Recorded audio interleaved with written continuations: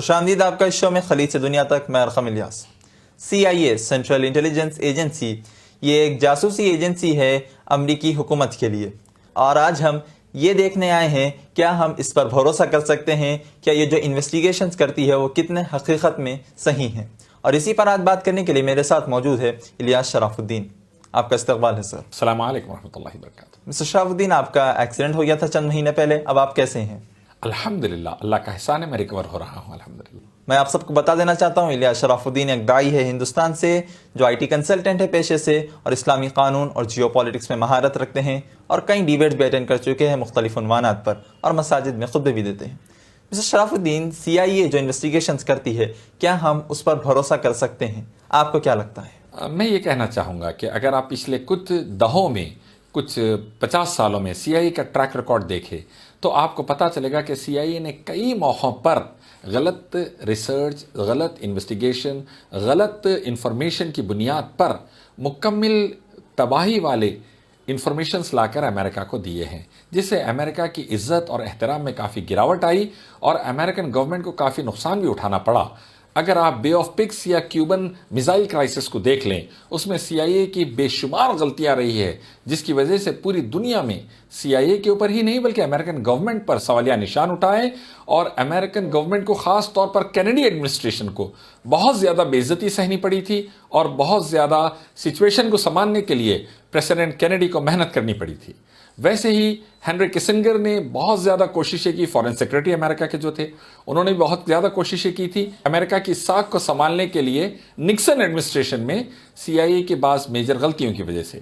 آپ حال ہی میں دیکھیں گے کہ ویپنز آف ماس ڈسٹرکشن کا CIA نے ایک بڑا ریسرچ اور انویسٹیگیشن US کانگریس کو پیش کیا تھا، اور امریکہ نے عراق کو انویڈ کیا، عراق پر حملہ کیا، 10 لاکھ سے زیادہ عراقی معصوم مارے گئے، مرد، عورتیں اور بچے، اور امریکہ نے عراق کو انویڈ کیا ویپنز آف ماس ڈسٹرکشن کے انویسٹیگیشن کی بنیاد پر کہ عراق کے پاس بڑے بڑے ہتھیار ہیں جس سے وہ دنیا تباہ کر سکتا ہے۔ اور جب امریکہ نے عراق کو قبضے میں لیا اور وہ ہتھیار ڈھونڈنے کے لیے نکلے WMD، کچھ نہیں ملا۔ پتہ چلا کہ CIA کی investigation fake news, fake stories اور بالکل ہی جھوٹے دعووں پر مبنی تھی، نہ کہ آتھینٹک نیوز پر۔ اسی طریقے سے عرب اسپرنگ کے بارے میں CIA نے امریکن گورنمنٹ کو کمپلیٹ ڈارک میں رکھا، کچھ خاص انویسٹیگیشن کر کے نہیں لائے، حتیٰ کہ ایک کے بعد ایک ملک کے اندر لاکھوں لوگ روڈوں پر آ گئے اور بہت بڑی تباہی مچ گئی۔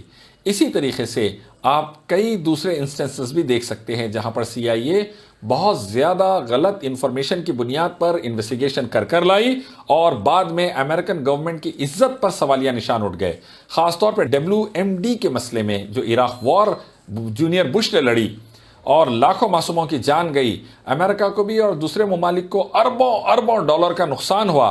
پوری دنیا سے امریکن گورنمنٹ پر بھروسہ کم ہوا، اس کے بعد دنیا کے لیڈرز امریکہ پر بھروسہ کرنا کم ہوئے، امریکن گورنمنٹ کی عزت اور ساکھ داؤ پر لگ گئی، اور امریکہ کا بہت زیادہ مذاق بھی اڑایا گیا اور بہت زیادہ ان پر سوالیہ نشان بھی اٹھائے گئے۔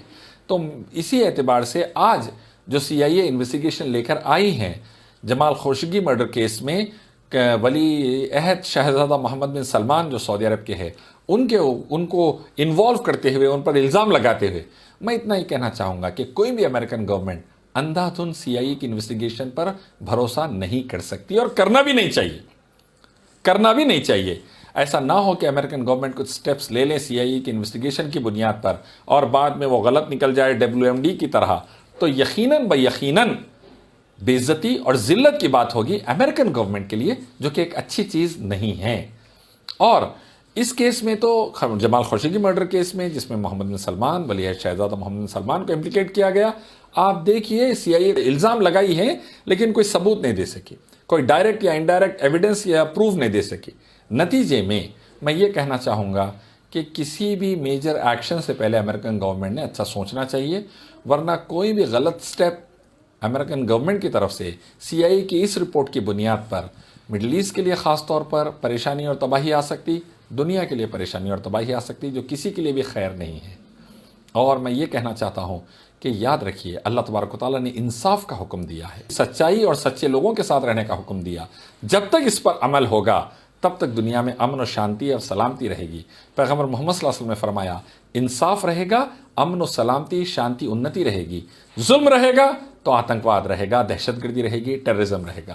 امریکن گورنمنٹ ان باتوں کا خصوصی خیال رکھے. جو بائیڈن قرآن اور حدیث پڑھتے ہیں ٹرانسلیشن سے, اس سے پہلے انہوں نے کوٹ بھی کیا ہے نبی صلی اللہ علیہ وسلم کی حدیث کو, تو میں کہنا چاہوں گا کہ وہ قرآن حدیث کے ان احکام کو ہرگز نہ بھولے. شکریہ مسٹر شرف الدین ہمارے ساتھ جڑنے کے لیے. ہم تمام خبروں کی آپ کو اطلاع دیتے رہیں گے خلیج سے دنیا تک.